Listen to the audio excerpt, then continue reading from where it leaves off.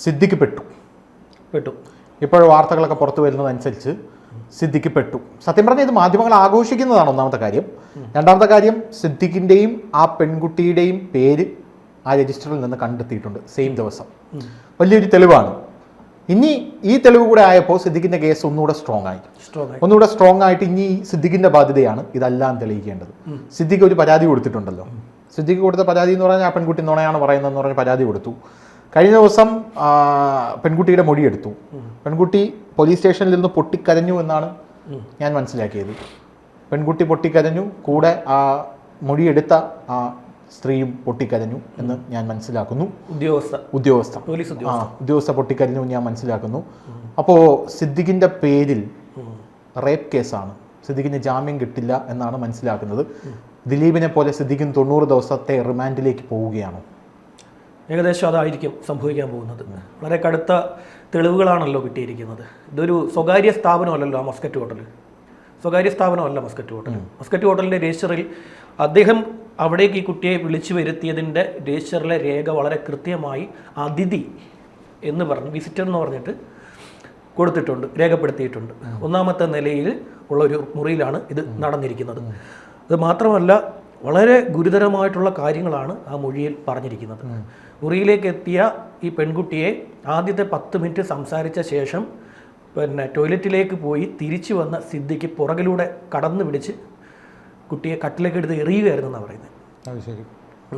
ഈ കുട്ടിയുടെ കഴുത്ത് ഈ കരഞ്ഞപ്പോൾ കഴുത്ത് ഞെരിച്ചമർത്താൻ തുടങ്ങി.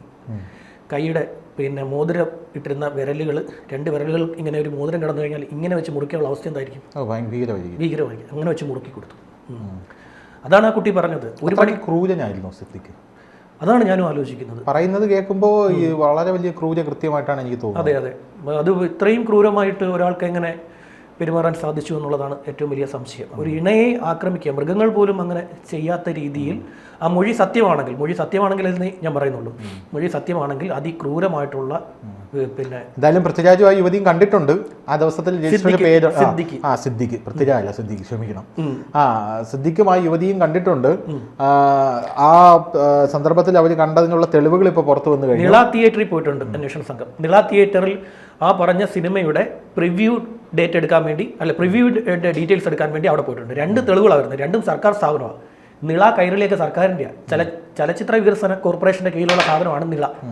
അവിടെ ഈ രേഖ കാണും. അവിടെ നിന്നുള്ള രേഖയും കൂടെ കിട്ടും. ഈ 2 രേഖകളൂടെ വേറെ ഏതെങ്കിലും ഹോട്ടൽ റൂംസിലായിരുന്നു പോയിരുന്നെങ്കിൽ 8 വർഷം മുമ്പുള്ളതല്ലേ? 8-9 2014. ഇത്രയും വർഷം ബാക്കിലോട്ട് പോയി കഴിഞ്ഞാൽ നമുക്ക് ആ രജിസ്റ്ററുകളൊക്കെ ഈ ഗവൺമെന്റ് ഈ ഹോട്ടൽസിലാണെങ്കിലല്ലേ കിട്ടത്തുള്ളൂ. സാധാരണ പ്രൈവറ്റ് ഹോട്ടൽസിലാണെങ്കിൽ അവരെന്താ ചെയ്യുക? 2 വർഷം കഴിയുമ്പോൾ അവരത് അങ്ങനെ നിയമമുണ്ട്. 2 വർഷം സൂക്ഷിക്കും. ഡാറ്റ നീക്കിക്കളയും. ഡാറ്റ പ്രൈവറ്റ് സ്ഥാപനമല്ല അങ്ങനെയാണെന്നേ. ഞാൻ ഇവിടെ ഒരു പ്രൈവറ്റ് ബാങ്ക്, അപ്പോൾ എൻ്റെ പാൻ കാർഡ് മിസ്സിംഗ് ആണ്. അപ്പോൾ പാൻ കാർഡ് എടുക്കാൻ വേണ്ടി ഞാൻ എൻ്റെ പഴയ ഒരു വാഹനം ഉണ്ടായിരുന്നു. ആ വാഹനം എടുത്ത സമയത്ത് പാൻ കാർഡിൻ്റെ കോപ്പി അവിടെ കൊടുത്തിരുന്നു. അപ്പോൾ ആ പാൻ കാർഡിൻ്റെ കോപ്പി പിന്നീട് ആ വാഹനത്തിൻ്റെ പൈസ പൂർണ്ണമായി അടച്ച് ഞാൻ ഫിനാൻസ് ക്ലോസ് ചെയ്തതാണ്. അപ്പോൾ എനിക്കിപ്പോൾ പാൻ കാർഡിൻ്റെ നമ്പർ വേണം എന്നുള്ളതുണ്ടായിരുന്നു. അപ്പോൾ ഞാൻ അവിടെ ചെന്നപ്പോൾ അവർ പറഞ്ഞു 2 കൊല്ലം വെച്ച് ഞങ്ങൾ കളഞ്ഞു. ഫിനാൻസ് ക്ലോസ് ആയ പിന്നെ നമ്മുടെ രേഖകൾ അവർക്ക് വെക്കേണ്ട കാര്യമില്ലല്ലോ. അവർ സിസ്റ്റത്തിൽ നിന്ന് തന്നെ ഡാറ്റ നീക്കി. പക്ഷേ ഒരു സർക്കാർ സംവിധാനത്തിലായിരുന്നെങ്കിൽ തീർച്ചയായും അത് കണ്ടെത്താൻ സാധിക്കും. ഇത് 2 കൊല്ലം കഴിയുമ്പോൾ അവരെടുത്ത് കളയും. ഇപ്പോൾ ഇദ്ദേഹം കാണിച്ചിരിക്കുന്നത് ഇവിടെ മസ്കറ്റ് ഹോട്ടലിൽ ആ റൂം ബോയ്ക്കടക്കം എതിരെ കേസെടുക്കാൻ സാധ്യതയുണ്ട്. അന്നത്തെ റൂം ബോയ് ആരാണോ അയാൾ ഇതിന് കൂട്ടുനിന്നു എന്നുള്ളതാണ് പറഞ്ഞിരിക്കുന്നത്. ഉച്ചത്തിൽ TV വെച്ചു എന്നൊക്കെയാണ് മൊഴി. ശബ്ദം പുറത്തു വരാതിരിക്കാൻ ആദ്യമേ ഉച്ചത്തിൽ TV വെച്ചിട്ട് പോയത്. അപ്പോൾ ഇദ്ദേഹം എന്തിനാണ് ഇങ്ങനെ ഉച്ചത്തിൽ TV വെച്ചിട്ട് പോകുന്നതെന്ന് ആ പെൺകുട്ടിക്ക് സംശയം തോന്നിയെന്ന് ആദ്യം. ഇദ്ദേഹത്തിന് ഇനിയിപ്പോൾ എന്താണ് റൂമിൽ ഇത്രയും ഉച്ചത്തിൽ TV വെച്ചിട്ട് ചാനൽ വെച്ചിട്ട് ഒരു മ്യൂസിക് ചാനൽ വെച്ചു. അത്രയും വെച്ചിട്ട് ബാത്റൂമിൽ പോയി തിരിച്ചിറങ്ങി വന്ന് ആ കുട്ടിയെ എടുത്ത് ഇതിലേക്ക് ഇട്ട് അത് ആ കുട്ടി ആ മൊഴിക്കകത്ത് പറയുന്നുണ്ട്. ഒരു ആദ്യത്തെ കുറേ നിമിഷം എന്താ ചെയ്യേണ്ടതെന്ന് ഉള്ള ശക്തിയെല്ലാം എടുത്ത് എതിർക്കാൻ നോക്കി. പക്ഷേ പരാജയപ്പെട്ടു എന്നാണ് പറഞ്ഞിരിക്കുന്നത്. ഇപ്പം ആ കുട്ടിക്ക് 2016 18 വയസ്സ് തികയുന്നത്. ഇപ്പോൾ ഡേറ്റ് കിട്ടിയിട്ടുണ്ട്. ഡേറ്റ് വെച്ച് നോക്കുമ്പോൾ 2016 മെയ്യിലോ മറ്റോ ആണ് ഈ കുട്ടി 18 വയസ്സ് തികഞ്ഞിരിക്കുന്നത്. അതിന് മുമ്പുള്ള ഡേറ്റ കിട്ടിയിരുന്നെങ്കിൽ പോക്സോ ആക്കും. സെക്ഷൻ ഓൾട്ടർ ചെയ്യും. അതായത് വേറെ എഫ്ഐആർ എടുത്തില്ല, സെക്ഷൻ എടുത്ത് ഓൾട്ടർ ചെയ്ത് അത് പോക്സോ ആക്കി മാറ്റും. ചുരുക്കത്തിൽ ഇദ്ദേഹത്തിൻ്റെ കാര്യത്തിൽ കടുക്കും. ഈ സിനിമാ വ്യവസായം എന്ന് പറയുന്നത് ഒരു എന്താ ഈ കച്ചവട സിനിമ എന്ന് പറയുന്നത് നമ്മൾ ഈ അഭ്രപാളിയിൽ കാണുന്നതല്ല എന്ന് കാലങ്ങൾക്ക് മുമ്പേ തെളിഞ്ഞൊരു സാധനമാണ്. ഈ 63-ൽ വയലാർ എഴുതിയ ഏതാണ്ട് 1300-ഓളം പാട്ടുകൾ അദ്ദേഹം എഴുതിയിട്ടുണ്ടല്ലോ. വയലാർ 1963 മുതൽ 1970 വരെ അദ്ദേഹത്തിൻ്റെ സ്ത്രീ സങ്കല്പവും 70-ന് ശേഷമുള്ള അദ്ദേഹത്തിൻ്റെ പാട്ടുകൾ എടുത്തു കഴിഞ്ഞാൽ രാത്രിയും സ്ത്രീയും രണ്ടും ഒരുമിച്ച് ചേർത്തുകൊണ്ട് പിന്നെ പുരുഷന് ആസ്വദിക്കാൻ പറ്റിയ ഒരു ശയ്യയാണ് എന്ന രീതിയിലാണ് വയലാർ പിന്നീട് 70 മുതൽ 75 വരെ അദ്ദേഹം എഴുതിയിരിക്കുന്നത്. പാട്ടുകളെല്ലാം അദ്ദേഹം, അതായത് കച്ചവട സിനിമ എന്ന് പറയുന്നത്, കമ്പോള സിനിമ എന്ന് പറയുന്നത് വയലാറിനെ പോലും ബാധിച്ചു, സ്വാധീനിച്ചു. അത് അദ്ദേഹം പിന്നെ കാളിദാസനെയും ചങ്ങമ്പുഴയൊക്കെയാണ് അദ്ദേഹം മാതൃകയാക്കിയിരുന്നതെങ്കിൽ 70 മുതലുള്ള വയലാറിന്റെ പാട്ടുകളിൽ ഈ മാറ്റം സംഭവിച്ചിട്ടുണ്ട്. അത് പരിശോധിച്ച് കഴിഞ്ഞാൽ ആർക്കും മനസ്സിലാവുന്ന ഒരു സാധനമാണ്. ഗവൺമെന്റ് ഹോട്ടലിൽ വെച്ചാണ് ഈ പീഡനം നടന്നിരിക്കുന്നത്. അത് വളരെ ഗുരുതരമായിട്ടുള്ള ഒരു വിഷയമാണ്. വേറൊരു സാധനം നടന്നിരിക്കുന്നത് സെക്രട്ടേറിയറ്റിൽ വെച്ചാണ്. സെക്രട്ടേറിയറ്റ് അവിടെയും കിട്ടും. അവിടെ പൊതുഭരണ വകുപ്പിനോട് അന്വേഷണ ഉദ്യോഗസ്ഥരായിട്ടുള്ള കന്റോൺമെന്റ് പിന്നെ അന്വേഷണ ഉദ്യോഗസ്ഥ SIT സ്പെഷ്യൽ ഇൻവെസ്റ്റിഗേഷൻ ടീം അവിടെ പോയി പൊതുഭരണ വകുപ്പിനോട് അവർ അന്നത്തെ പിന്നെ ഇങ്ങനെ ഒരു സിനിമയുടെ വേണ്ടി വാടകയ്ക്ക് കൊടുത്തിട്ടുണ്ടോ എന്ന് രേഖാമൂലം ചോദിച്ചിട്ടുണ്ട്. പൊതുഭരണ വകുപ്പ് അത് എടുക്കും. അത് രേഖ അവിടെ കാണും. പ്രത്യേകിച്ച് സെക്രട്ടേറിയറ്റാണ്. ഗുരുതരമായിട്ടുള്ള കുറ്റകൃത്യമായിട്ടാണ് കരുതാൻ പറ്റുന്നത്. എനിക്ക് തോന്നുന്നു അദ്ദേഹം വിദേശത്തോ എവിടെയാണ് അല്ലേ ജയസൂര്യ? എനിക്കറിയില്ല. വിദേശത്താണ് അദ്ദേഹം ഉള്ളത്. FIR ഇട്ട സ്ഥിതിക്ക് അദ്ദേഹത്തെ ഇവിടെ വിളിച്ചു വരുത്തും. വന്നേ പറ്റും. അങ്ങനെയൊന്നും മുങ്ങി നടക്കാൻ പറ്റില്ല.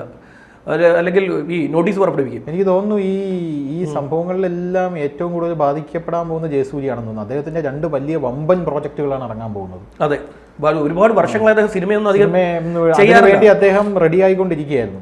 എനിക്ക് തോന്നുന്നു വലിയൊരു വമ്പൻ പ്രോജക്റ്റ് കത്തനാർ എന്ന് പറഞ്ഞൊരു പ്രോജക്റ്റ് ഉടനെ അതിനെയൊക്കെ ഇത് വലിയ രീതിയിൽ ബാധിക്കുമോ എന്നാണ് പല ആൾക്കാർ. പക്ഷെ അങ്ങനെ ബാധിക്കില്ല. കാരണം ദിലീപ് ജയിലിൽ പോയിട്ട് തിരിച്ചിറങ്ങിയ സമയത്താണ് രാമലീല ഇറങ്ങിയത്. അദ്ദേഹം ജയിലിൽ കിടക്കുമ്പോഴാണ് രാമലീല ജനങ്ങൾ ഏറ്റെടുത്തല്ലോ. ജനങ്ങൾ രാമലീല ഏറ്റെടുത്തു എന്ന് പറയുന്നത് അതിലൊരു ഡയലോഗ് വെച്ചിട്ടാണ്. പിന്നെ സാറിന്റെ സംസാരം കേട്ട് കഴിഞ്ഞാൽ പ്രതി ഞാനാണെന്ന പോലെ തോന്നുമല്ലോ എന്ന് പറഞ്ഞൊരു ഡയലോഗ് ഇറക്കി. അതെടുത്ത് ബുദ്ധിമാനായിട്ടുള്ള ഡയറക്ടറും അതിന്റെ പ്രൊഡ്യൂസറും ദിലീപിന്റെ ജയിൽവാസത്തെ ആഘോഷിക്കുന്നതിന് വേണ്ടി അതെടുത്ത് ട്രെയിലറാക്കി. അതെടുത്ത് ആ ഭാഗം ശ്രദ്ധിച്ചിട്ടുണ്ടോ? അന്നത്തെ ട്രെയിലർ അതായിരുന്നു. ഏറ്റവും കൂടുതൽ ചർച്ച ചെയ്യപ്പെട്ട ഭാഗം ആ ഡയലോഗ്. അതെ സാറിന്റെ ഈ പ്രവൃത്തികളൊക്കെ കാണുമ്പോൾ എന്നെ പ്രതിയാക്കാൻ മനഃപൂർവ്വം എന്നെ പ്രതിയാക്കാൻ ശ്രമിക്കുന്ന പോലെ എന്ന് പറഞ്ഞൊരു ഡയലോഗ് ഉണ്ട്. അതുകൊണ്ടാണ് ആ പടം ഹിറ്റായത്. അല്ലാതെ ഈ പറയുന്ന പോലെ ഈ ജയിലിൽ കിടക്കുന്നുണ്ട് അദ്ദേഹത്തിനുള്ള അനുകമ്പ കൊണ്ട് ഏതാണ്ട് 50 കോടിക്ക് മുകളിൽ ഈ പടം പിടിച്ചു വന്നായിരുന്നു. മലയാളിക്ക് ഏറ്റവും വലിയ ഒരു എന്താ പറയുക, എപ്പോഴും അതിൻ്റെ ഉള്ളിൽ എന്താണ് എന്നറിയാൻ നമ്മളൊരു പൊതിഞ്ഞൊരു സാധനം റോഡിൽ കൊണ്ടുവച്ച് നോക്കും. ഈ മലയാളി അത് പെട്ടെന്ന് പോയി അതിനകത്ത് ഇനി ഇപ്പോൾ എന്താ പറയുക, മനുഷ്യ വിസർജ്യമാണെങ്കിൽ ഇവർ പോയി എടുത്ത് തുറന്നു നോക്കും. അങ്ങനെ തുറന്നു നോക്കിക്കളയും.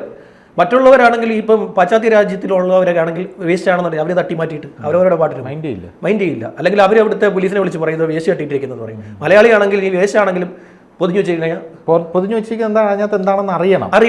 തുറന്നു നോക്കാൻ ഭയമാണെങ്കിൽ പോലീസിനെ വിളിച്ചു പറയും, തുറന്നു നോക്കെന്ന് പറയും, ബോംബാണെന്ന് പറയും. പിന്നെ ബോംബ് സ്കോഡായി ഡോഗ് സ്കോഡായി സൈക്കോത്രകൾ കാണിച്ചു അതിനകത്തൊന്നും കാണത്തില്ല. അടച്ചാക്ഷേപിക്കുകയല്ല. മലയാളിയുടെ ഒരു പ്രത്യേകത ഏതാണ്, ഞാൻ പലപ്പോഴും ശ്രദ്ധിച്ചിട്ടുള്ള ഒരു കാര്യമാണ്. ഈ ബസ് സ്റ്റാൻഡിലൊക്കെ ആരെങ്കിലും ബാഗ് വെച്ചിട്ട് അങ്ങോട്ട് തിരിഞ്ഞ് ചായ കുടിക്കുകയാണെങ്കിൽ ഉടനെ പോലീസിനെ വിളിച്ചിട്ട് ബാഗ് ഇരിക്കുന്നത്. അത് ആരുടെ ആണെന്ന് ജസ്റ്റ് നോക്കുക പോലും ഇല്ല. അതുകൊണ്ടാണ് ജസ്ന കേസിൽ വ്യാപകമായിട്ട് അവിടെ ഇവിടെ നാട് മൊത്തം ജസ്നയെ കാണിച്ചു കഴിഞ്ഞപ്പോൾ പോലീസിനെ പിന്നെ ഇവിടെ വിട്ട് മാലിക്ക് വിട്ട്. ഇവിടുത്തെ മലയാളിയുടെ പണിയാണ്. മാലിയിലുണ്ടെന്ന് ജസ്ന. പിന്നെ ഈ ഏതാണ്ട് 100 രാജ്യങ്ങൾ ജസ്നയെ കറക്കിച്ച് വരും. അവർ അന്വേഷണ സംഘത്തിന് ഒരു ആസ്വാദനം പോലെ അവരും പോയി. അപ്പോൾ നമുക്ക് ഈ വിഷയത്തിലേക്ക് വരുമ്പോൾ നമ്മൾ മനസ്സിലാക്കേണ്ട ഒരു സാധനം, സിദ്ദിഖും ജയസൂര്യയ്ക്കും എതിരെ വരുന്ന കേസ് ഗുരുതരമാണ്. സിദ്ദിഖിന് ഈ ഇട്ടിരിക്കുന്ന റേപ്പ് വെച്ചിട്ട് 2 വകുപ്പാണ് അദ്ദേഹത്തിന് ഇട്ടിരിക്കുന്നത്. അല്ല 3 വകുപ്പ്. 1 റേപ്പ്, 1 സ്ത്രീത്വത്തെ അപമാനിച്ചു, 3 ഭീഷണി. പരാതിക്കാരിയെ ഇരയെ കേസ് കൊടുക്കാതിരിക്കുവാൻ വേണ്ടി ഭീഷണിപ്പെടുത്തി. ഇത് വെറുതെയുള്ള ഭീഷണിയല്ല. അതായത് നിയമത്തിന്റെ മുന്നിൽ തൻ്റെ കുറ്റകൃത്യം മറച്ചു വെക്കാനും തെളിവ് നശിപ്പിക്കാനും ശ്രമിച്ചു. അത് കുറ്റകൃത്യത്തെ, അതായത് ഇരയെ ഭീഷണിപ്പെടുത്തുക എന്ന് പറയുന്നത് 1 കുറ്റത്തെ അട്ടിമറിക്കാനുള്ള, ക്രൈമിനെ അട്ടിമറിക്കാനുള്ള ഒരു സാധനം. 2 തെളിവ് നശിപ്പിക്കുന്നത്. അത് ഗുരുതര ക്രൈമാണ്, ഗുരുതരമായിട്ടുള്ളതാണ്. അപ്പോൾ ഈ ഒരു തവണ ഇരയെ ഭീഷണിപ്പെടുത്തിയ ആൾക്ക് പ്രോസിക്യൂഷൻ അവിടെ എന്ത് ചെയ്യും? പ്രോസിക്യൂഷൻ സ്ട്രോങ് ആയിട്ട് ഹൈക്കോടതിയിൽ ആന്റിസിപ്പേറ്ററി ബെയിലിൽ സിദ്ദിഖിന്റെ കാര്യത്തിൽ വാദിച്ചാൽ പ്രോസിക്യൂഷൻ വെക്കാൻ പോകുന്ന പ്രധാനപ്പെട്ട കാര്യം, ഇദ്ദേഹം പീഡനത്തിന് ശേഷവും ഇരയെ ഭീഷണിപ്പെടുത്തി. ഇദ്ദേഹത്തെ പുറത്തുവിട്ടാൽ, ജാമ്യം കൊടുത്താൽ ഇദ്ദേഹം ഇരയെ കൈകാര്യം ചെയ്യും. സമൂഹത്തിലെ ഉന്നത പദവി വഹിക്കുന്ന ഒരാളാണ്, സാമ്പത്തികമായി മുന്നോക്കം നിൽക്കുന്ന ആളാണ്, കേസിനെ അട്ടിമറിക്കുക എന്നുള്ള വാദം പ്രധാനമാണ്. അത് പ്രോസിക്യൂഷൻ കോടതിയിൽ പറയും. ഇനി പ്രോസിക്യൂട്ടർ എങ്ങാനും കയ്യിലെടുത്ത് തട്ടിപ്പ് നടത്തി, അവിടെ ചില കേസുകളുണ്ടല്ലോ പ്രോസിക്യൂട്ടർ കോടതിയിൽ ഹാജരാകത്തില്ല. ചില കേസുകളിൽ പ്രോസിക്യൂട്ടർമാരെ ശ്രദ്ധിച്ചിട്ടുണ്ടോ? കോടതി വരത്തില്ല. കോടതി പറയും പ്രോസിക്യൂട്ടർ എവിടെ? പ്രോസിക്യൂട്ടർ ഇല്ല. അവസാനം കോടതി എന്ന് പറഞ്ഞാൽ അവർക്ക് താല്പര്യമില്ല, നമുക്കെന്തോ, അതെ അതെ. പ്രോസിക്യൂട്ടർക്ക് കേസിന് താല്പര്യമില്ല, ശരി, കോടതി എടുത്ത് ജാമ്യം എടുത്ത് വിട്ടുകളയും. പക്ഷെ പ്രോസിക്യൂഷൻ ഇവിടെ സ്ട്രോങ് ആണെങ്കിൽ ഈ കേസിൽ പെടും. ജയസൂര്യയുടെ കാര്യത്തിൽ സെക്രട്ടേറിയറ്റിനുള്ളിൽ അതിക്രമം നടത്തി, ഭരണസിരാ കേന്ദ്രത്തിനുള്ളിൽ അതിക്രമം നടത്തി, പിന്നെ ലൈംഗിക അതിക്രമം നടത്തി, പിന്നെ സ്ത്രീത്വത്തെ അപമാനിച്ചു. എല്ലാം കടുത്ത വകുപ്പുകളാണ്. എല്ലാം കൊണ്ടും എല്ലാവരും കടുക്കും. ഒന്ന് കന്റോൺമെന്റിലും വന്നിട്ടുണ്ട്, ഒന്ന് തൊടുപുഴയും പോയിട്ടുണ്ട്. അപ്പോൾ ആ രണ്ട് കേസും എന്ത് ചെയ്യും? SITക്ക് വരും. SITയുടെ മുമ്പിൽ ഇദ്ദേഹം വന്നേ മതിയാവുകയുള്ളൂ. ചുരുക്കത്തിൽ ഇവർ രണ്ടുപേരും എന്ത് ചെയ്യുക? ഇത് പെട്ടുപോകും. ഞാൻ ഇത് പറയാനുള്ള, ഈ വയലാറിൻ്റെ കാര്യം പറയാനുള്ള കാര്യം, ഇത് ഇന്നോ ഇന്നലെയോ ഒന്നുമല്ല മലയാള സിനിമയിൽ വന്ന് തുടങ്ങിയത്. ഞാൻ വയലാറിൻ്റെ ഗാനങ്ങൾ മോശമാണെന്ന്, അത് വയലാറിനെ ഇഷ്ടപ്പെടുന്നവരുണ്ട്, അപ്പോൾ അവർ വന്നിട്ട് പറയും നീ പോടാണെന്ന് പറയും. പക്ഷേ സത്യത്തിൽ ആ പാട്ടുകൾ ശ്രദ്ധിച്ചു കഴിഞ്ഞാൽ ഇത് ഒരുപാട് കാലങ്ങൾക്ക് മുമ്പ് ഒരുപാട് കൊമേഴ്ഷ്യലൈസ് ആയിട്ടുണ്ട്. കൊമേഴ്ഷ്യലി ചെയ്തു. ഞാനിതിനെക്കുറിച്ച് കുറേ കാലം മുമ്പ് ഒരു ചാനലിരിക്കവേ ആ ചാനലിൻ്റെ ഒരു ആർട്ടിക്കിളിൽ എഴുതിയിട്ടിട്ടുണ്ട്. ഇത് അന്ന് അതായത് നമുക്ക് ചാനലിൻ്റെ FBയിലേക്ക് കലാമൂല്യമുള്ള എന്തെങ്കിലുമൊക്കെ എഴുതിയിട്ട് കഴിഞ്ഞാൽ നമുക്ക് വരുമാനം വേണമല്ലോ. അപ്പോൾ അതിന് നമുക്ക് സാലറിയിൽ കുറച്ചുകൂടെ ഹൈപ്പ് കിട്ടും. അപ്പോൾ ഞാൻ എങ്ങനെ നമുക്കൊരു നിർദ്ദേശം വന്നപ്പോൾ ഞാനിത് പണ്ടിത് എഴുതിയിട്ടിട്ടുണ്ട്.